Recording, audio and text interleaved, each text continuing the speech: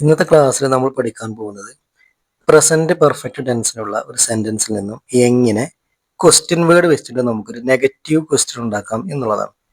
നോക്കൂ, നമ്മുടെ ഉദാഹരണം ഷീ ഹാസ് കുക്ക്ഡ് ബിരിയാണി. അവള് ബിരിയാണി പാചകം ചെയ്തിട്ടുണ്ട്. എങ്ങനെയാണ് ഇവിടെ ഷീ ഹാസ് വന്നത്? ഷീ എന്നുള്ള സബ്ജക്റ്റ് സിംഗുലർ ആയതുകൊണ്ട് ഹാസ് വന്നു അല്ലേ. പിന്നീട് എന്താ വന്നത്? V3, കുക്കിന്റെ V3 ഏതാണ്? കുക്ക്ഡ്. പിന്നെ ഒബ്ജക്റ്റ് ബിരിയാണി അല്ലെ. She has cooked biryani. അവള് ബിരിയാണി പാചകം ചെയ്തിട്ടുണ്ട്. എങ്ങനെയാണ് നമ്മൾ ഇതിനെ നെഗറ്റീവ് ആക്കിയിട്ടുള്ളത്? ഹാസിനോട് കൂടിയിട്ട് നോട്ട് ചേർക്കുക അല്ലെ.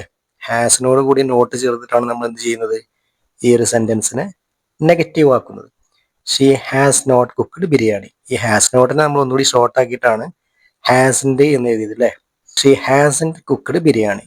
അവള് ബിരിയാണി പാചകം ചെയ്തിട്ടില്ല. ഷീ ഹാസ് കുക്ക്ഡ് ബിരിയാണി എന്ന് പറഞ്ഞാൽ അവൾ ബിരിയാണി പാചകം ചെയ്തിട്ടുണ്ട്.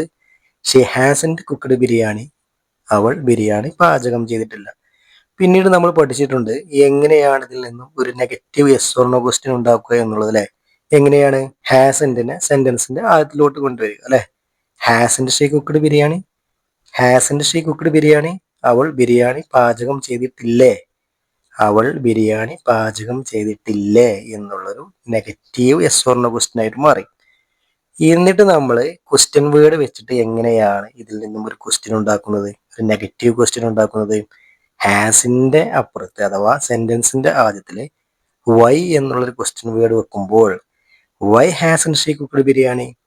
Y hasn't she cooked biryani? എന്തുകൊണ്ട് അവൾ ബിരിയാണി പാചകം ചെയ്തിട്ടില്ല എന്നുള്ള രീതിയിലായി മാറി.